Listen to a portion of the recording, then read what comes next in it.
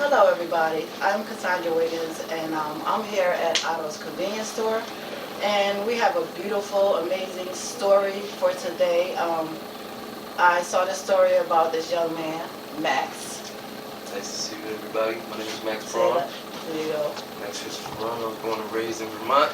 I'm 28 years old, and this changed my life. Within a matter of a week, my entire life turned around. This is his friend, brother. That's my brother. I'm assuming his brother. And Hi, my name is Casey Dames, the owner of Otto's Convenience in Waterbury, Connecticut. yeah, so I'm here because in my spirit, I saw the story about Max, and it basically, he was pronounced dead on Facebook. Someone posted it, and everybody in Waterbury and whoever else knows him basically started posting about him. So I saw the story, and in my spirit, I was like, wow, this kid is dead. So a friend of mine, Latoya Bond, she posted that he wasn't dead. So as I'm looking at the post, I'm like, wait a minute. So someone pronounced him dead and he's not dead. So as I go on Facebook, I see everybody going crazy over him. So my daughter actually spoke to me that she knew him too. So as I looked at the story and I looked at his post, I said, that has to be, a crazy feeling for you to be alive and then somebody tell you that this person is dead. So I came in my spirit and I spoke to my friend Marv, and I said, this is something that's a true blessing for this person if he's still alive. So I'm here, and we're going to let him give a little story of what he felt and what happened to him in that moment. Alright. So, now, like you said, everybody in Waterbury knows. You know what I'm saying? Like, I hitchhiked out here. I went across states. My whole life fell apart, and I didn't want to give up, but I had to keep moving forward, you know what I mean? So, that's exactly what I did, and I ended up here in Waterbury. Now, I wasn't married at the time, but I was informed there's news. Now, imagine this, right?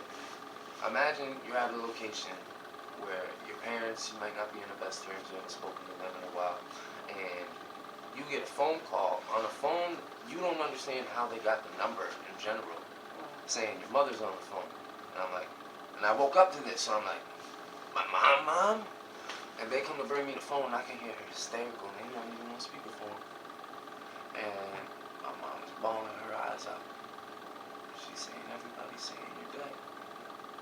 And I'm like, oh, well, don't worry, Mom. This happened once before when I first left Vermont, but I had a phone. Mm-hmm. So the moment that rumor started, I was like, here I am. You know what I mean? Right. I gutted that. But I didn't have a phone this time. And that spread much, much quicker than I could have ever even imagined. So after that, I leave, and I'm sitting there, I'm like, man, that's crazy. Like, it's happening again. Now, I don't realize it's still as big as it really is. Right. You know what I'm saying? I don't have a phone yet still. So I'm walking towards the highway in Meriden. There's a lady sitting down with a sign, and she's getting money. And he gets out of the car. And he comes running. And I'm like, oh, he about to give her some money. And he runs right past her, and I'm like, do I owe this person money? And I'm like, oh shit. And he comes running with the biggest smile and tears in his eyes. And just hugging. The fact that the first place they went to, they found him. In fact, they didn't even get off the highway, and I was just walking by. Just getting off. Picked me up and brings me back here. I look on Facebook, and I'm like, this shit got thousands of views, yo. Now, let me put this in your head for a minute. Let me try and just relax your mind and imagine the scenario. People are like, you're going through a once-in-a-lifetime opportunity, right? Nobody in life experiences the love after death. This isn't even a lifetime opportunity. Right. This is an after-death opportunity. And the old man died, and he took me in, gave me a job, gave me fresh gear. The whole community came up. They're all giving me hugs, all crying. I'm like, yo, I didn't realize that people really gave a shit like that. How many people loved you? entire community that I'm not even born in. Right. You know, this isn't my hometown, but it's home now. Mm. Now, the main objective with this is to not let it go to waste. Exactly. This isn't a second chance at life. This is my first chance at life. And, you know, I want to thank the entire community of Waterbury. I got messages from people in Arizona, Texas, Georgia, all over, Rhode Island, New York. I'm like, how y'all know me? Right. You know what I'm Right. saying? Like, Right. that's crazy. But sometimes in your darkest times in your life, you know people, but when you're in a dark place, there's people that come across you that you know that have actually speaking to you, but you don't remember because you're in a dark place. You know? I think there's one person that showed up that I didn't recall. Really? Yeah. See, that's a good thing. Because y'all kept me alive. Right. There you go. How can I not And that's remember true. the Right. reason I'm breathing? Right. You know? In reality, you're right. So even though you was where you were, that's who kept you alive. From speaking to you, communicating with you, you know, offering you, giving you. That's what kept you alive. Sometimes just stopping and asking someone if they're okay is all. That's right. That's all it takes. Communication. When people feel like there's nobody there, if you're at a gas station, you see somebody with their head down, you don't gotta give them money. Walk up to them, you sit next to them, sit right on the fucking sidewalk. Don't care about how fresh your clothes are. Sit on the sidewalk like a human being. Word of Look at encouragement. them and say, are you okay? That's right. Say, are you okay? Because you know what? Nobody in that position is okay. That's right. That's right. Now this is your friend, your brother, your brother. I've known him since I first got out here. Now, Years so ago, 5 years. tell us what your experience was for when you heard that. Okay, so I'm upstairs and I'm working the store and stuff. And I'm on my Facebook, I'm scrolling, and I see a lot of people start sharing, like, you know, rest in peace, Max, rest in peace, Max. I'm like, that can't be the same Max. And the reason why I was personally so heartbroken is because before any of this happened, years ago, before I had a store, before any of this happened, when I was living with my mom doing nothing, I would see Max outside. And, like, Max was always a lot smarter than what a lot of people gave him credit for. And I would really sit down on stoops, sit down in random places, and just sit down and talk with him for hours about nothing. We would talk about rap music, we would talk about anime, we would talk about video games, because there was a lot more on the inside than what a lot of people knew. And there was a lot of stuff that I was even interested in. So me and Max definitely built a bond, and I would try to help him every single time that I could. Right. And when I found out that something happened to him, I'm going to tell you guys the God honest truth. When I found out something happened to him, I came down here by myself, and I don't know what anybody's religion is, but one thing I'm humongous on is manifestation. I'm humongous on manifestation, and I'm big on speaking things into the universe and not missing your opportunity. Right. Absolutely. So I came down here, and I shed a tear because I almost fake out emotional on you right here. Right. But right. I felt like, and this is my mom and me too, if you can help somebody, that's never going to hurt you, because that's always going to come back 10 times more. And that's something my mother taught me. Mm-hmm. But his mother's a great one. yeah, thank you. But I came down here and I told myself, I'm like, yo, if I had an opportunity, if I just had another chance, I felt it in my heart. If I just had one more chance, I swear I would do more with him. Like, and I was mad at myself because I looked and I said, yo, I got a room he could put in. There was a job that I could have gave him. There's so much stuff I could have did and I didn't do it, and I was really upset with myself. And then when I found out he was actually alive, I made it my business to go and find him immediately.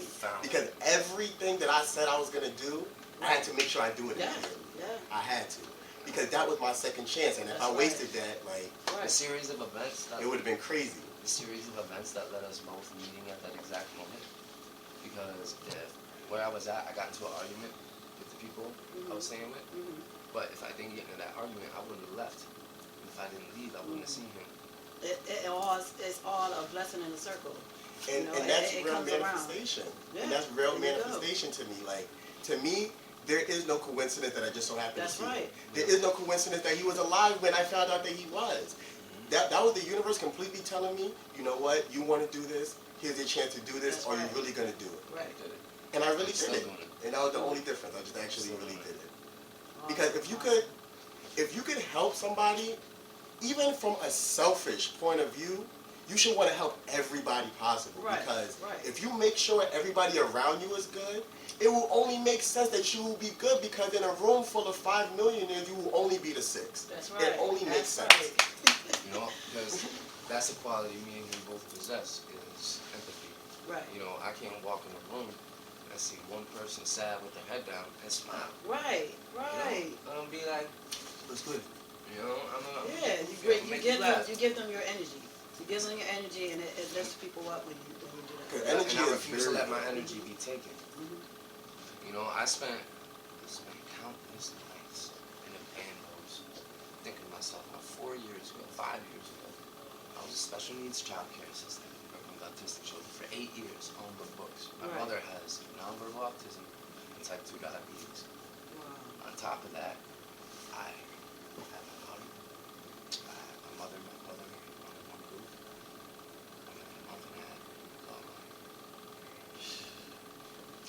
And sometimes those things we take for granted. Yeah, but We don't think about it until that moment when, like you said, it's gone. And that's with anything. the problem was I was comfortable. That There you go. forced There you go. uncomfortable situation, which in turn, I believe this change was inevitable. But here's another thing to think about. One person's lie, one miserable person who has nothing better to do than speak negative that they don't know about, ignorance. Ignorance is blissful, only for the ignorant, Yeah. right? That one lie made this true. There you go. And one lie made this true There you go. change. And I refuse to go back. There I you go. refuse to wear the same outfit 3 days. I That's- refuse to ask you to wash your windows, because you I know know what? that's right. Because you know what? One day, I'm going to tip somebody washing mine. Mm-hmm. And I'm Right. sure I'm going to be like, I'm practically do that. So, I also hear that you're a phenomenal artist. I mean, And I actually listened to a couple of your tracks. Listen. would you guys like to hear something? Alright, so this is something I actually wrote. And I've never posted this, but I'm going to show it. Because you know what? What comes with homelessness, a lot of times, is people fall into addiction.